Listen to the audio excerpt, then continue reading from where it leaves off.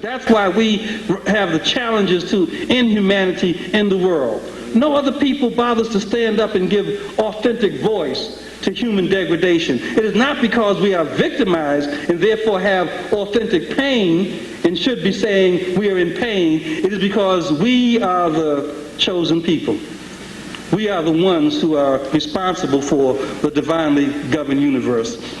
And we see that in two preambles that I want to share with you, and hope that if I don't get through all of what I plan to get through, you will at least have what I consider the preface and therefore the most important piece.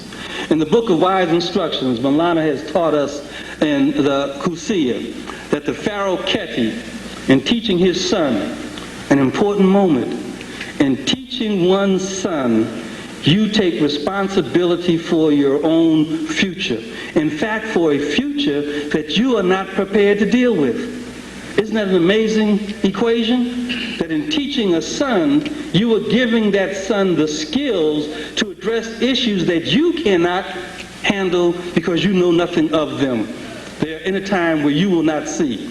And the Pharaoh Keti tells his son, righteousness is fitting for the ruler.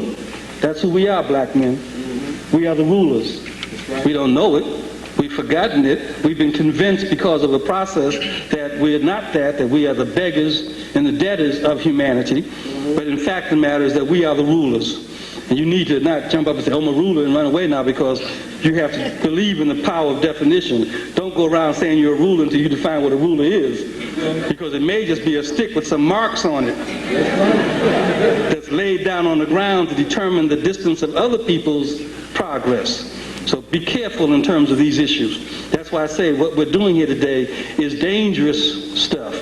And we get excited and we get happy and we get energized. But be careful, because this is business for adults. It is not for children. Children play and get happy in the song. It is the adult who understands the meter and the rhythm and the tense of the music. It is our task to make that kind of analysis. Keti tells us that righteousness is fitting for the ruler. Do therefore that which is right, because it is right to do right. Do there that which is right, because it is right to do right, and in doing right that you may live long on the earth. More acceptable is the bread of the righteous than the ox of those who do evil. That's what Maulana was talking about in terms of reparations when we look at the issue of, are we asking for reparations about material money, or are we asking for reparations that have to do with the bread of the righteousness?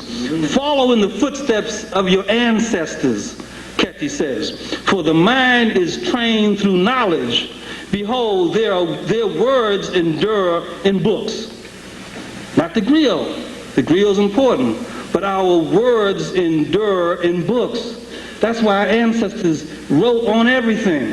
Yes, we are an oral people, but our ancestors wrote on everything. They wrote on the floors, they wrote on the walls, they wrote on the ceilings, they wrote on sandals, they wrote on rings, they wrote on spoons, because they knew if you were going to walk, you had to read. If you were going to eat, you must know the knowledge that we pass on to the next generation. So reading and writing were important parts of the enduring of our people. Behold, their words endure in books. We need to put a book in every infant's arms soon after they are from their mother's womb. They need to know that this is integral to who they are. Open and read them.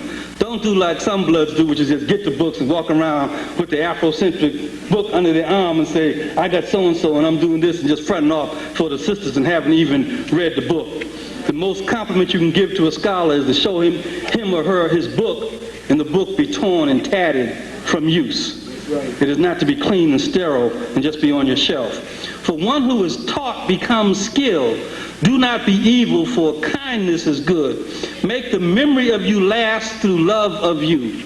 Make the memory of you last through love of you. Multiply the people whom the city shelters, then God would be praised for your donations. And the people will give thanks for your goodness and pray for your health. And Nana Passan, in Daughters of the Dust, tells us the same thing. She says, Eli, the ancestors, and the womb, they are one and the same. the ancestors in the womb, they are one and the same. So as we reach back to the ancestors, we in fact are giving birth to the new. It is not romanticism going back to find out when Bloods had done something good so we can play the dozens with those people who talk about us. It is recognizing that our past and our future are one. If we have no past, we have no future. If we have no ancestors, we have no womb. We have something else that begins with a P that has no value other than to be exploited. Understand power is the ability to define reality. The second preamble that's important is for us to recognize is that by claiming and affirming our cultural essence, let me say that again. By claiming and affirming our cultural essence, we learn to draw upon a source of energy, of power, of spirit that enhances our spiritual, mental, and physical well-being, and in so doing guarantees our human liberation.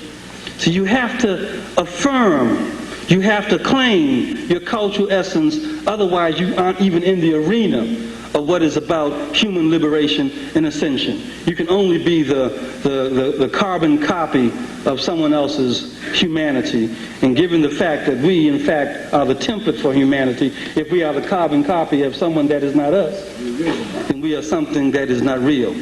We must look at authenticity. It is the psychology of social change that becomes critical for this analysis because it allows us to see these dynamics that we haven't thought about, I believe, as clearly as we should. And the first aspect of the psychology of social change for African people has to be white supremacy. Now, I'm not going to spend a lot of time talking about white supremacy because you all know and love it well. In fact, many black folks are the best white supremacists around. And so we understand white supremacy. So I won't talk about it a lot, but I do need to point out to you just for the record that white supremacy is the direct and indirect subjugation of all non-white people by white people for the singular and sole purpose of pleasing and or serving the interest of white people. We have to recognize that that's what white supremacy is. It's not about someone walking around with a baseball bat and talking about black kids can't come to this school, or walking around saying stay out of my store because you know you're going to steal. White supremacy is a systematic process that is designed to say the value of African people is to the extent that they, in what they do and in how we be, represent and please and serve the interests of white people in every activity of human development. I don't care whether it's economics, whether it's education, whether it's entertainment, whether it's labor, whether it's law, whether it's politics, whether it's war, or whether it is even sex.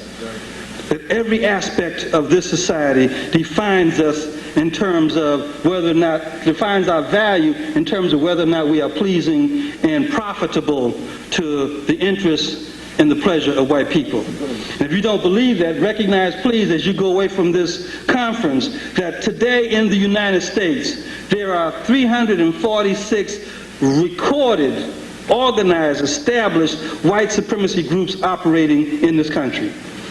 That's a statistic that's important. 346 organized white supremacist organizations in this country. That means the black man could literally deal with a different white supremacist organization every single day of the year. That's right. Understand what the concrete conditions that we're dealing with. And all of them are orchestrated to do what? To guarantee the dehumanization of the African spirit. It is important that we recognize that if you don't understand white supremacy, everything else that you think you know will confuse you.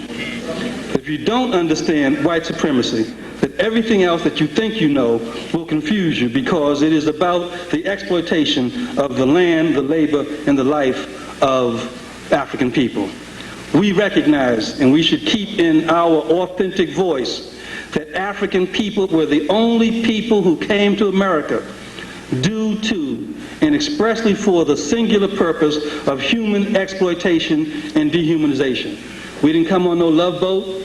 We didn't come on no, I went to the New World and I sent home to mommy and daddy and asked them to send me some money because I thought I would extend my vacation. We didn't come here because we got lost in the wilderness and 40 days decided we were going to lay down